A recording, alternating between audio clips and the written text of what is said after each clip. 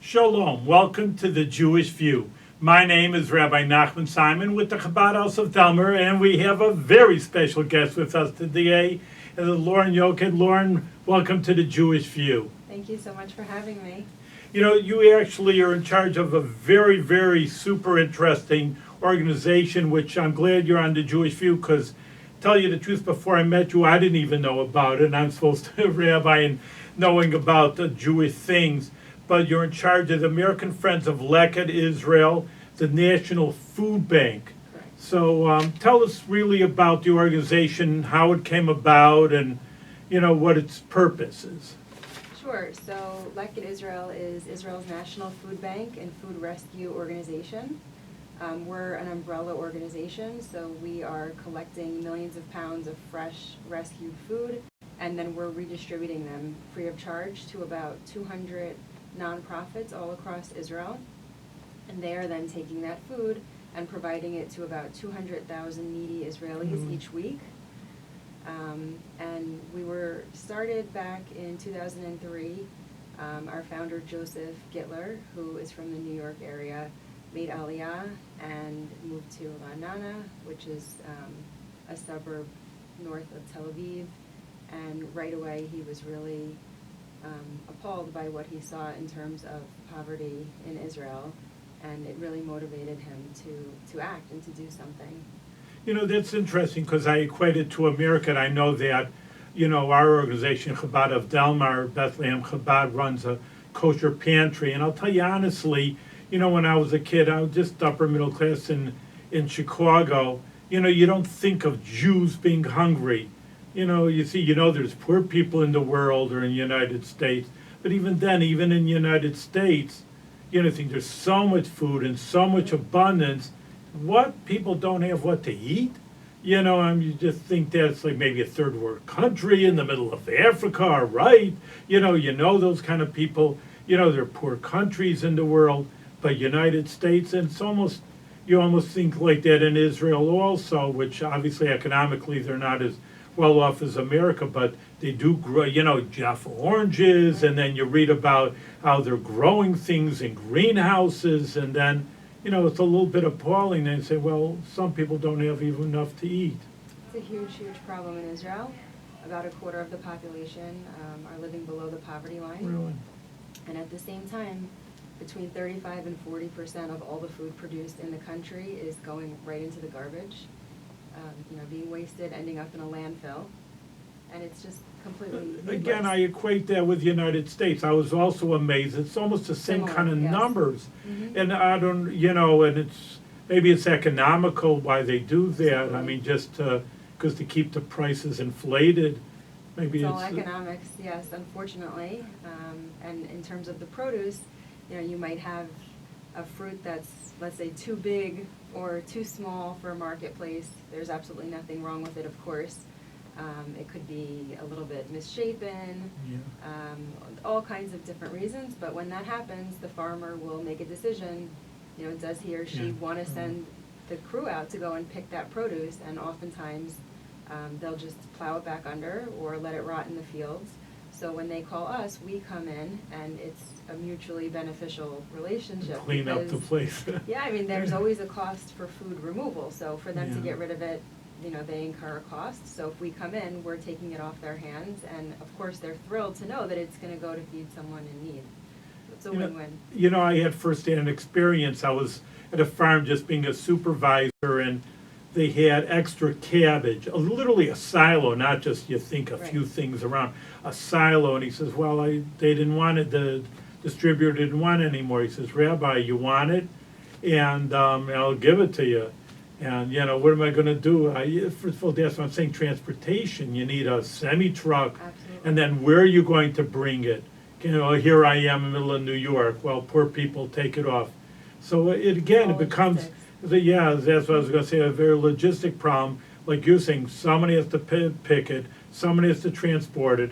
There has to be a distribution center. You think, well, why, because simple, there's extra food, just why can't poor people eat it? But I mean, it needs an organization really to distribute that food. It's not as easy as, oh, there's food, there's poor people, all right, let them. It has What are they to be gonna do, organized. go out 20 miles and pick up an apple or something? I mean, it's incredible. So how are you involved, or how did you get involved in this organization? Sure. Well, I've been involved for about 8.5 years now. I've been running the U.S. office, which is very small, based in northern New Jersey. And I first learned about it maybe 9.5 years ago, and it was just incredible to learn that someone was doing this in Israel, and on such a massive scale. The organization is so unique. There are, of course, many food rescue organizations around the world, but I don't know of any who are doing it in quite the way that it's being done by Leket in Israel. Especially our work with the armed forces. The IDF is now one of our biggest providers of cooked hot meals. And Why is that? I mean, because they're an army, I mean, why do you? There's always access food. Really? So, yeah, there's always access. And oftentimes, typically they're doing, a big meat meal for lunch, which is the tradition in Israel. And then they're turning over and doing dairy for dinner. So they're not keeping any of that cooked meat. Once they're Food. done, they're ready to They're throw in the done, garbage. they're done, yeah, they get rid of it and they cook fresh, the following day. So we come in with our drivers around 1:30, 2 o'clock when the soldiers are finishing lunch, and we're ready to go. So anything that's, fresh and cooked, excess food, we come in and we collect it in these huge, big metal containers, all kosher, beef, chicken, really high quality, expensive food. Just a note that Israeli army by law has to keep kosher, Right. so that's just a side note when you say it's kosher. Right, that's a good point. So it's all kosher and it's very expensive. Kosher meat, just like here in the States, is Yeah. expensive in Israel too, so. What's the budget for that? Because what's the expenses going for, like you say, drivers and distribution centers? It's around 14 million US per Really? year, That's a lot. but the amount of food that we rescue, the value is, 5 times that, even more. So we'll rescue, this year we'll rescue over probably just about 40 million pounds of food. Really. And again, that's going out to 200,000 people per week. It's incredible. So how does the word get around in Israel, or like I say, the distribution process? Is it a food kitchen, or? We have our main warehouse and logistics center in Anana, and that's really our main hub where most of the activity is taking place, but we're active all across the country. So we have different nonprofit hubs that work with us across Israel, and we have all of our own vehicles and drivers going out every day and, distributing that great food to these 200 nonprofits, which I also want to point out are very varied. We serve all kinds of population groups, a lot of children, the elderly, Holocaust survivors, a lot of families where, believe it or not, both parents are actually working, what we call the working poor, and they're just not able to make it to the end of the month because Israel is such an expensive country to live in. Food costs are very high, everything is expensive, housing. Yeah, that's why it's interesting. People don't know. I mean, so Israel's a technological superpower, if you almost say. They're practically up there with the first-rate countries, United States and Russia. On the other hand, I know that it's very expensive. I mean, again, there's so many equations to the United States, like in New York City. I mean, the housing, or you hear in the United States homeless. How do you have homeless in America? Again, such a rich country. But if you're in the West Coast, Los Angeles, San Francisco, New York, the rents are incredible. And, like you say, there are 2 people even working. Again, these are just really almost equating to America. But you'd think in Israel, maybe a little bit more of the social services should be, Jewish people are anyway in the United States always number 1 in social services, the federations and so on. But it just almost takes someone to say, hey, let's do it, because like I said before, the logistics are almost incredible. I mean, like you say, it's like you got to get picking, and you got trucks, and you have a distribution, and, it's incredible. I just know from here, too, sometimes it's difficult even to find the poor people. You need a social worker. People are too embarrassed to take charity. have that kind of idea, so just to snoop around or talk to people who really needs, that itself needs a social worker to figure that out, so. Absolutely. It's not so easy for all that. So your function is to raise money really in the United States, or? Raising funds, raising awareness, letting people know that this is really a major issue in Israel. Again, a quarter of the population living below the poverty line. I'm not sure how many Americans are aware of that, of what's going on in Israel.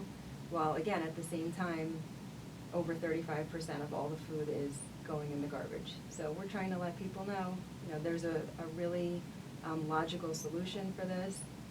We know how to do it. We've been doing it now since 2003, and it's very cost effective and efficient to just move excess food to where it needs to go.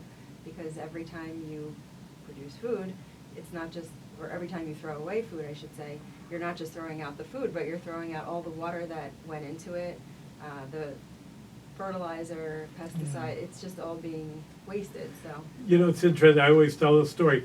I was gonna ask you about, also maybe just goes, segue into it, because Holocaust survivors, you think they went through so much incredible, outstanding troubles in their life, and you'd think they'd be taken care of, and there's such a great, not great, but a percentage of Holocaust survivors that are starving, you'd think they're starving in the concentration camps and they have to come to Israel and starve also. It just breaks your heart, It really. It's horrible.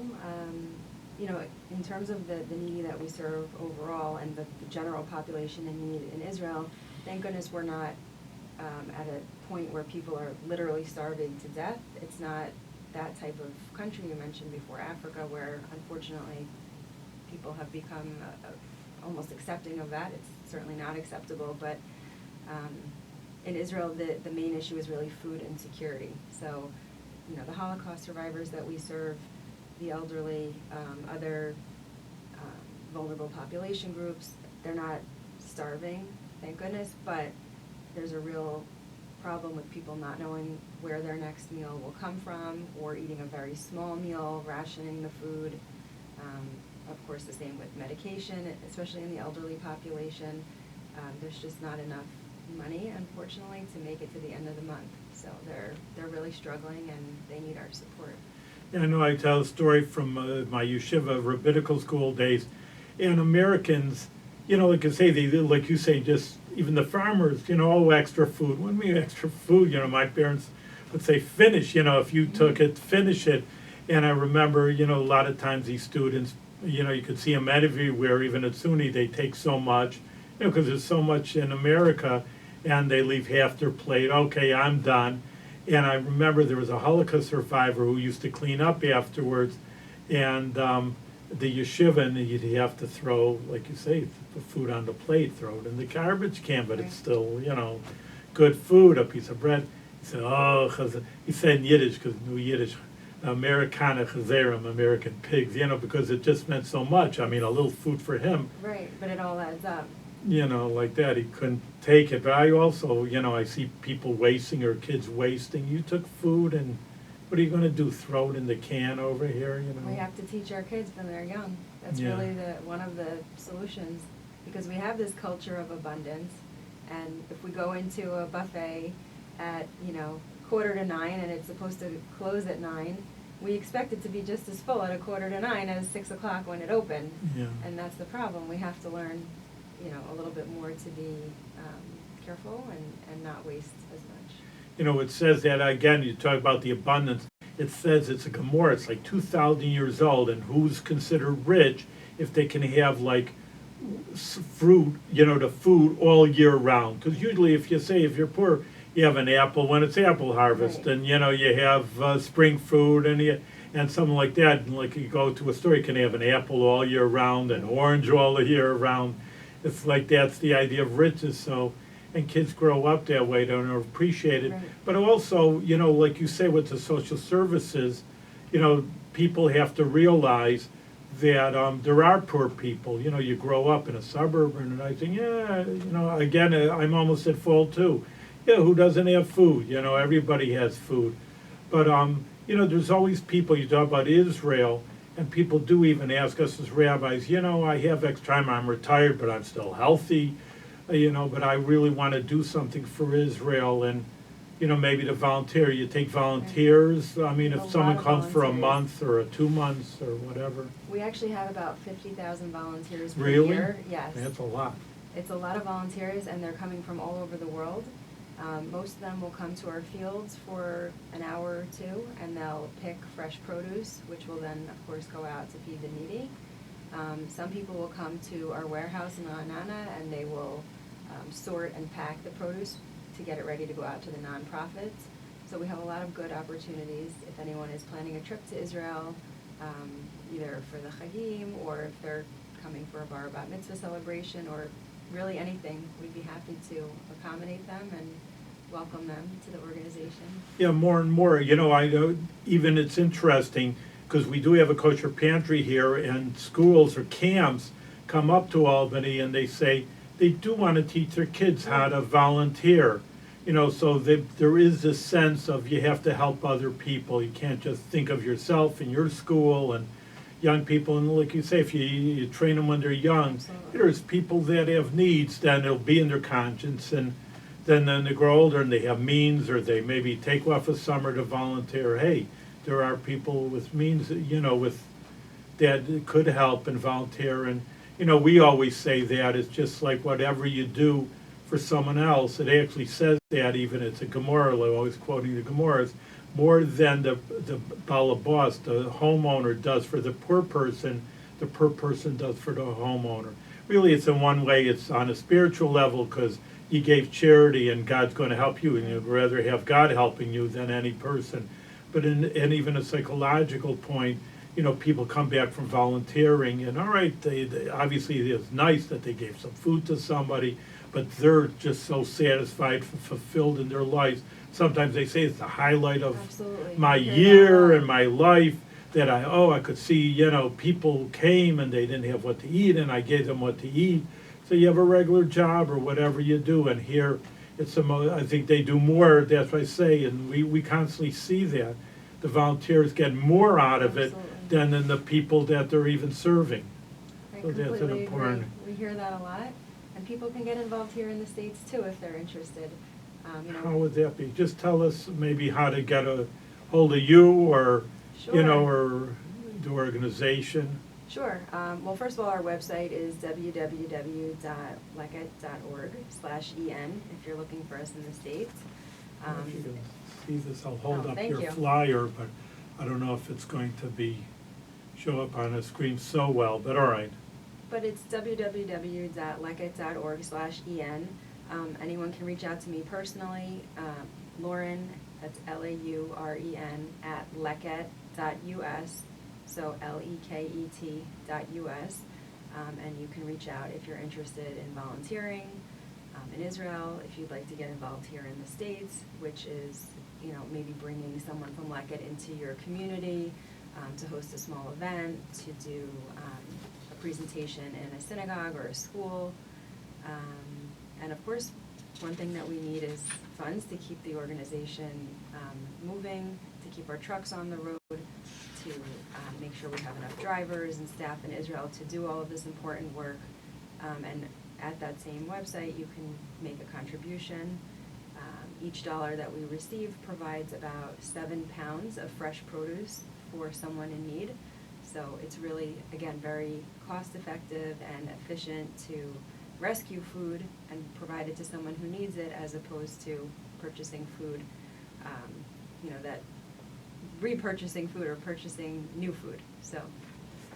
All right, so Leket.org. I hope that maybe it didn't come out so well on our screen. But I know that, you work together with, of course, I'm with the Chabad movement, and we are international, and we do run the Kol Chabad, which is a few hundred years old, and they distribute food. And I know that you Right. Chabad is work one of our through them, partners in Israel. distribute them, use them as a distributor because again, it's a lot of times, like I say, I've talked to organizations, sometimes it's hard just to know who needs it and Right. where to go, and the poor people don't even know where to go. That's So a big that part of the itself problem. is, yeah. Especially with, you mentioned again, the Holocaust survivors. they may be eligible for all different types of aid, but they have to get through the red tape and the bureaucracy to know where to go, who to turn to, which forms to fill out, how, and that's part of the issue. Yeah, it's interesting. I just know from the, because the Gomorrah obviously always in part of Judaism, integral part of charity and helping people out. Well, there never were forms.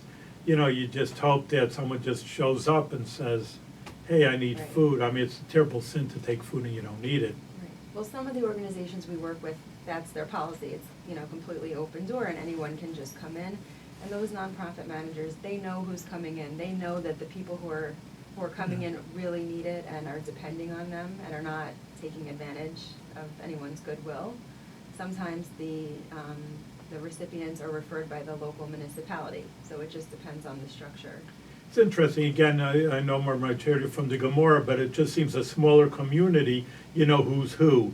I mean, you got like a Right. New York City, and how you spell, you don't even know your neighbors, let Right. alone someone 2 blocks down, these apartment buildings. So then you have to start going through bureaucracy with papers. Right. But, in the olden times, you know who was in your city and you know who's poor and you know everybody's business, so to speak, because it's a small knit group.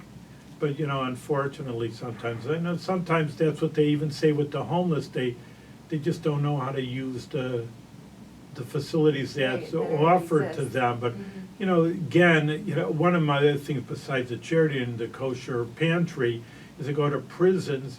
And a lot of times that people just, are unfortunately mentally ill. Even in prison, that's what they say, don't ask, a third of the prison population. So here also, I mean, maybe they're poor because unfortunately, another thing, I know America, but I hear that in Israel also, the drug issues. When people are so drugged up, they can't even It's a huge issue. go somewhere. They don't, like that, fill out a form. You think, fill out a form, but if someone's, handicapped or they're mentally retarded or they're drugged up and, they're so out of it. So it's, again, like I say, sometimes it's just difficulty knowing who to help and where to go, go somewhere. Hey, you need help, we're gonna help you, it's a work in its own right to look for people like that. Do they ever send food from America, or that's way too expensive? No. Because I know America has such a surplus. All of the food is produced in Israel and it's Yeah. distributed in Israel, yes. Well, they're doing such a great job. That's a story in its own right, because here half of it's desert with the Negev. Half the land of Israel's a desert, and and they're one of the better producers of Right. produce. That itself is worthy of a story, and they're helping other nations, African nations, like we said Exactly. before, that they can't even produce enough, and we're going to help you, because the rainfall. Obviously, fruit and vegetables needs rain, water, that's obvious to anybody, and there are low level on rain, I mean. That's part of the reason why the produce is so expensive in Israel, because water is more expensive. It's a scarce resource, so that Yeah. brings up the prices of the produce. It's interesting, they don't, but there's the drip method I've read Right. about. The drip irrigation, yeah, I mean, there's so much high tech involved in agriculture today in Israel. Like you said, you can do a whole story just about that. Yeah, that's it. But even with the technology, there's still not as much water as the farmers need. That's why I say, well, the technology, again, in my rabbinical hat on, it says you can have all the computer technology, but you have the clouds, it's rain, it's up to Right. God over Right. here, you can have all the technology you want. You need the God factor over here. But I know, it's interesting, again, because I've been on the farms being a kosher supervisor. So, again, maybe a little prejudice I am is, a farmer, they're not that educated, what do you have to do? You just, pick some fruit. And then I saw these guys with boots because it was muddy, and they're sitting in the middle of the barn with a computer on. And then I says, gosh, he says, yeah, they're graduates of Cornell University. Yeah. I always thought a farmer, what do you have to be a farmer ready? But, like you say, it's so high tech Mhm. nowadays they know where to plant and when to plant, what crop to plant, and and feeding the animals, they feed this to the animals, you know, you think, all right, the animal go out and eat some grass No, and be it's done so with advanced. it. Yeah, It's I so know. advanced. Yeah, I also had to have an education myself, you know, that's why I say with the poor people also, people have to be educated to say there are poor people, even in advanced countries. I mean, that goes for America also. I mean, that's what I'm saying, there's a lot of equal things. Oh, Israel's so technologically advanced, but, well, fine, but there's the other spectrum. There's people that don't have jobs, unemployment's higher there than in America. Obviously, if you don't have a job, you're gonna be poor. And bigger families, a lot of time, I know the religious people have bigger families, and that's again, a bigger burden on them. So, you know, it's very important that, you know, the social services almost, well, you're catching up, I should say, should catch up on. Also, I just know here with the kosher pantry that, oh, really, people don't have food, Jews don't have food, all right, people, you understand, like I said, Jewish people don't have food, yeah, like you say, there's single families, single parents, it's terrible, you know, like a woman, she has to pay for daycare, but she has a job and she's not that qualified, so it's not a high-paying job. By the time, like you say, at the end of the month, they don't have the There's funds not enough. to help them out. All right, we only have a minute left, so I wanna give my least kudos to you that you're doing a wonderful job. Thank You know, you so there's a lot of much. things that you could do in life, and, you know, to help out an organization that helps people is very, very special. And again, I just wanted, you know, Jewish view, and that's why we're here for, is to make aware of situation in Israel that, you know, people, you know, a little bit prejudiced on the, oh, Jews have money, and, you know, I have to tell them, you know, fine, you know, a lot of them do, of course, but on the other hand, there's a spectrum, and, you know, people do, oh, all the Jews are rich, they'll take care of things, and that's just not true, and there's people with troubles, and, you know, like we said, there's all kinds of troubles, you know, mental problems, and even divorce Right. problems. And Israel is a single-parent. regular society just like Yeah. any other country, and they suffer from the same issues as any other Western country. Like you said, divorce, drug addiction, poverty, all of these things. Israel is not untouched, unfortunately, by these You know, issues. it's unfortunate, but you know, you can say unfortunate you want, but truth is truth. You can't be an ostrich and keep your head in the sand. Mhm. You know, we have to deal with these situations, and I give you kudos for doing that, and, you know, I wish you good luck for Thank sure you. with the blessing to raise the money for charity. It's the biggest mitzvah. It's one of the biggest mitzvahs is helping a person to eat. It's one of the things, obviously, they'll starve if they don't eat, and, you know, the kids have to grow up. How can you go to school without a good meal? You know, I mean, just saying, so it just reverberates down. I mean, how is a child growing up if they don't have the necessities to grow up with the least basic food, you know, We're to go going home into the hungry? schools and providing hot meals, because that's exactly what was happening, is that kids were coming in without having eaten breakfast in some cases, without a mid-morning, like a heavy snack, and they're expected to perform in school. Yeah, they're not and gonna they can't. perform, there's no way, and therefore now have another problem, you know, children aren't, you know, learning as much as they can, and who knows where they go from there. So thank you very much, Thank and we you. wish you great success, and we'll Thank call you you for again having in a me. year and Okay, see I'll be how back. things are getting better. Thank you very Thank much. you.